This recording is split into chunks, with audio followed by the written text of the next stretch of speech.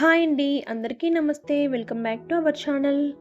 ఈరోజు మన ఛానల్‌లో ఒక మంచి స్నాక్ రెసిపీనైతే మీతో షేర్ చేయబోతున్నానండి.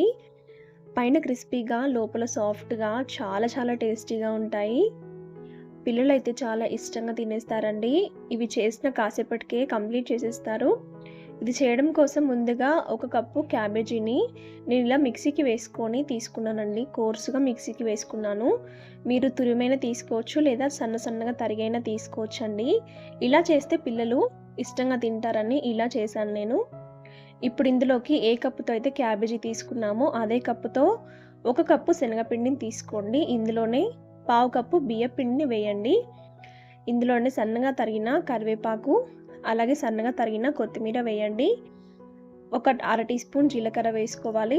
రుచికి సరిపడినంత సాల్ట్, అలాగే కారం కూడా వేసుకోవాలి. ఒక అర టీ స్పూన్ కారం వేస్తున్నాను. ఇందులోనే ఒక పావు టీ స్పూన్ గరం మసాలా పొడినైతే వేస్తున్నానండి. మీరు దీనికి బదులుగా చాట్ మసాలానైనా వాడొచ్చు.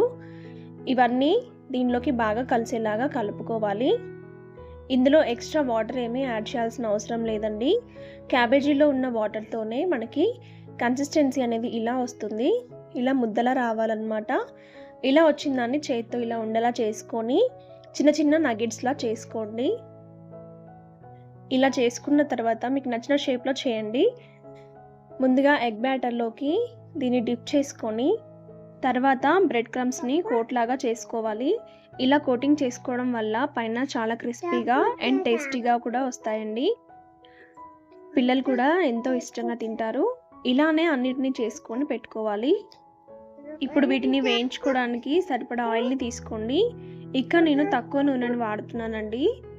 షాలో ఫ్రై లాగా చేస్తున్నాను. మీరు కావాలంటే లోతుగా ఉన్న కడాయిని తీసుకొని ఎక్కువ నూనెతో డీప్ ఫ్రై కూడా చేయొచ్చు.